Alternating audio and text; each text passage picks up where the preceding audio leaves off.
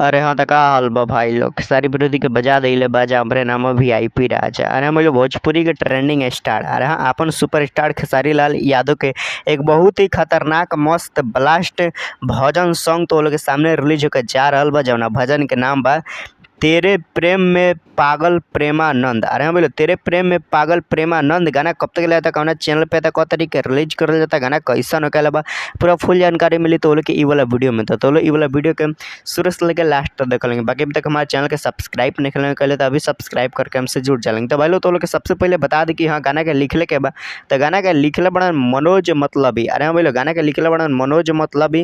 बाकी तो लोग के वाला गाना में म्यूजिक सुने के मिली जयदीप वर्मा के। अरे बोलो, जयदीप वर्मा तो लोग के ये वाला गाना में म्यूजिक सुने के मिली। बाकी भाई लोग बतावल जाता कि यहाँ गाना बहुत ही बेस्ट, बहुत ही मस्त, बहुत ही झकास होके आला बा। अना भाई लोग खेसारी लाल यादव के ये भजन सॉन्ग होके आला बा।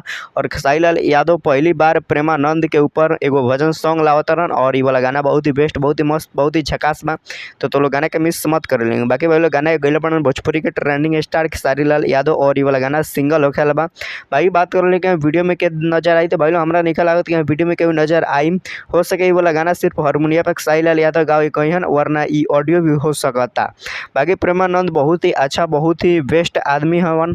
और प्रेमानंद एगो साधु हवन, बाबा हवन। और उनकरा से बहुत केहू मिले जाला। और खेसारी लाल यादव ई गाना के बाद भी मिले जइहन। बाकी गाना बहुत ही बेस्ट, बहुत ही मस्त, बहुत ही झकास बात है। तो लोग गाना के मिस मत कर लें, गाना के जरूर सुने लेकिन। बाकी खेसारी लाल यादव के ई वाला गाना न्यूज चैनल पे आवेला बा, खेसारी लाल यादव के ही चैनल पर, जौना चैनल का नाम बा खेसारी डिवोशनल। अरे बोले खेसारी डिवोशनल पर खेसारी लाल यादव के न्यूज चैनल पर न्यू गाना आवेला बा। और खेसारी लाल यादव के न्यूज चैनल पे वाला फर्स्ट गाना होखेला बा। तो वाला गाना के मिस मत कर लें, गाना के जरूर सुने लगी।